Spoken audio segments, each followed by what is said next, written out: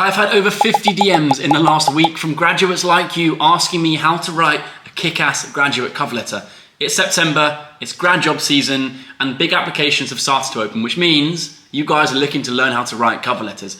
I've had DMs asking me, do I need to tailor it for every application? What format should I use? How do I write an engaging cover letter? Is it just an extension of my CV? All very, very valid questions. And in the next 10 minutes or so, all questions I'm going to help you answer, plus many more. I'm going to be taking you through my exact graduate cover letter strategy, the same strategy that I use to land my dream graduate scheme. And just before I do, I'm Henry. It's good to meet you if you're new here. I'm a graduate career coach and I help graduates land grad jobs. If you've been searching the web on how to write CVs and cover letters, you'll probably have seen there's a huge amount of content out there online from your uni careers department on how to write a CV. But there's not nearly as much out there on how to write a kick-ass cover letter. It just does not get the airtime that it deserves, in my opinion. And it's also, if you ask me, much harder to write than a CV. There's a lot more pitfalls that you can fall into. So this is the second part to the conversation I posted last week, where we spoke about how to write an incredible graduate CV. This is a real conversation with a real follower who's just finished her master's degree and is looking to land the graduate scheme. And look, don't wait until the end to ask me any questions you have. Just pop them in the comments, quick fire, as and when they come into your head so you don't forget them, and I'll promise I'll get them answered for you. But without further ado, let's just get into the conversation. I'll catch you guys again at the end to summarize and wrap everything up. There's not one specific format for a cover letter. This is what has been successful for me and some other people. Generally, you lay it out like a letter. So like an old English letter in terms of you have your address and stuff at the top. The date that you've sent the letter in the top right hand corner, and then you get into the sort of main body of it.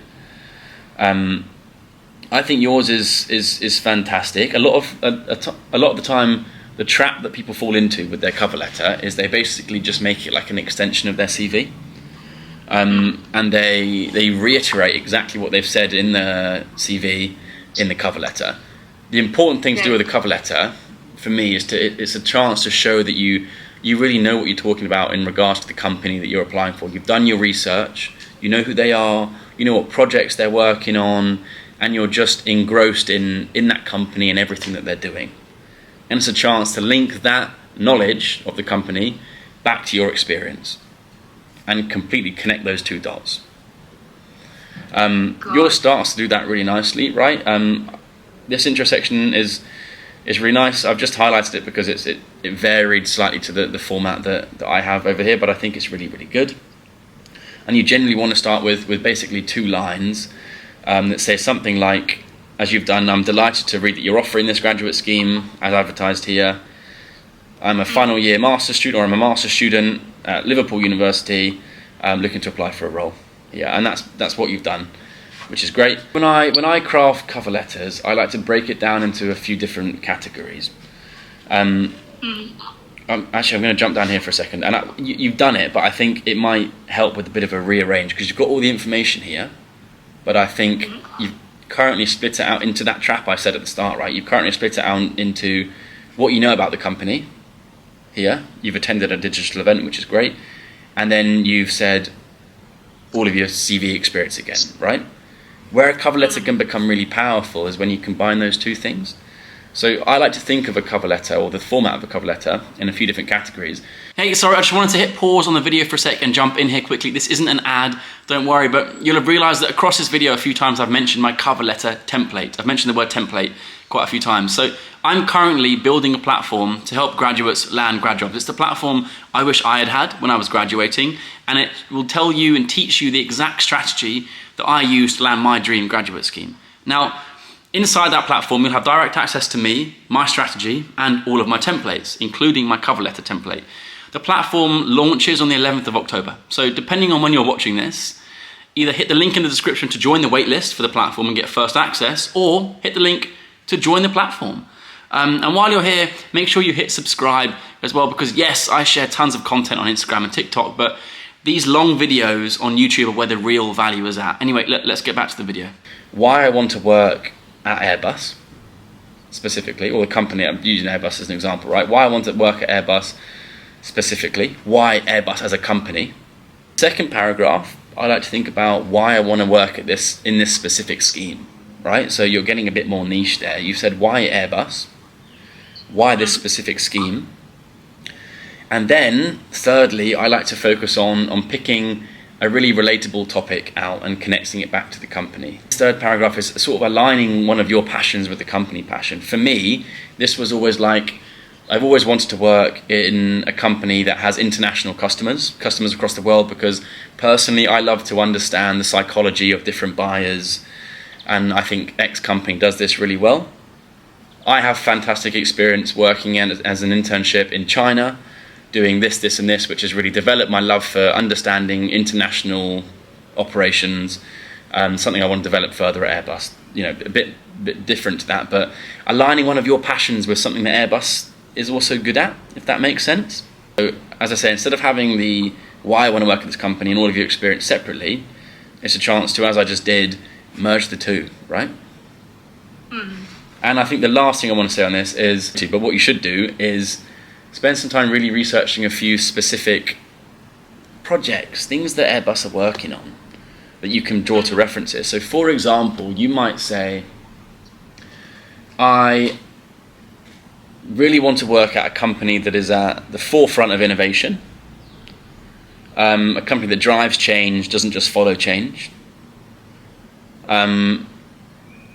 as shown by X project that you guys are currently working on. This really inspires me. My experience working in a startup has developed my love of innovation, and that's why I think I'd be a good fit. Do you sort of see that sort of circularity there? You're sort of saying why you want to work at the company, i.e. I love innovation. Airbus does this really well, and you're putting out a really specific project that they've been working on. You've done your research, and then you're linking your experience back to both of those. Might be worth adding your phone number and email address at the bottom, just because it's a formal letter, and that's sort of maybe what you'd do. But yeah, does that make sense? Any questions on that? Yeah, I think I also wanted to ask. So this totally makes sense that you need to personalize this as much as you can. I also wanted to ask you. Right now, that there are around, the list you made as well, right? More than 300 graduate schemes. If I were to apply to each one of them, I'll definitely need to use an AI tool. Not for applying, for, customizing my resumes and CVs. So what do you think, do the companies look at it that way? This is AI, so this is not good, because we are personalizing, we are doing everything, but we cannot do write each and every word by ourselves for 300 to 500 applications. Yeah, which is insane. I don't think using AI in applications is a bad thing. I think using it for the whole application, if you go into ChatGPT and you dump all of your experience, your education, and say, write me a CV, I probably wouldn't recommend that. But if you have you can obviously use it to fine tune and tweak your CV, but if you have things that are a bit more personal, like your personal interests, like your specific passions that are also specific to the company, then that mix of, okay, you might have used AI to sort of help you structure it and find the right words to pull on the right experience, but that's sort of overwritten by the fact that you're a human and you're a javelin thrower and you like hiking and you're passionate about sustainability in this specific area. I think a good mix is absolutely fine. I think people fall into the trap of using AI 100%, and that's when it's bad. But also, make your life easy, right? It's probably applied to 25, 30, 40, something like that grad roles.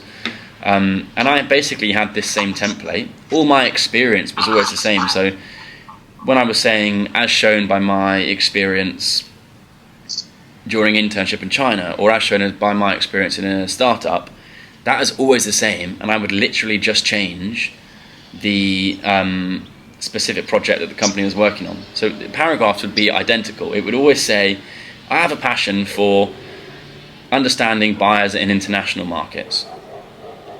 This is something that Airbus does very well. That would be the same on every cover letter. The bit I would tailor is, as shown by Airbus's new product that they launched in India, targeted towards towards this customer.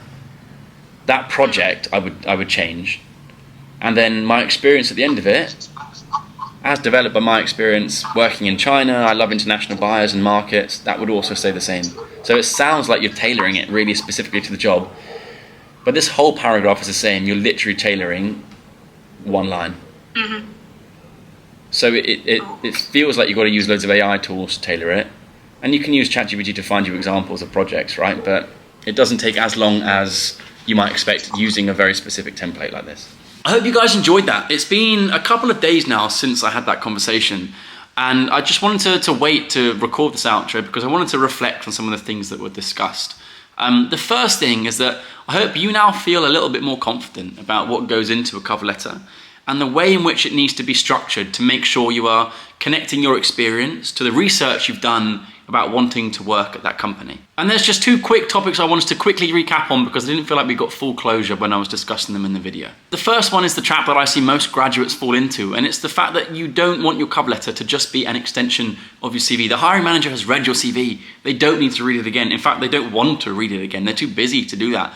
It's a chance to show how all of your experience connects to that specific company and the job or scheme that you're applying to. And the second key topic is about using AI within your application. There's a ton of companies popping up at the moment, software companies that help you mass apply, auto apply to thousands of different jobs. And in fact, I had one reach out to me on TikTok the other day asking for a brand deal for me to promote them on my channel, but I said no because this really does not align with my tone of voice and the things that I preach, because that really loses all of the personal element to your CV and your application. I keep saying, and I will keep saying, that people hire people. And you need to show that you are a human. You need to show that you're a person within your application. And AI at the moment does not do this effectively. Maybe down the line it will, but at the moment it doesn't do it. So yeah, look, I hope you enjoyed that video. I post weekly on YouTube and I post 3 times every day across Instagram and TikTok, sharing tips, hints and tricks with you about how to land a grad job. So if that's you, if you're in the position where you're looking for a graduate job, then hit subscribe, go and follow my socials. I'm here to help. I'll catch you soon.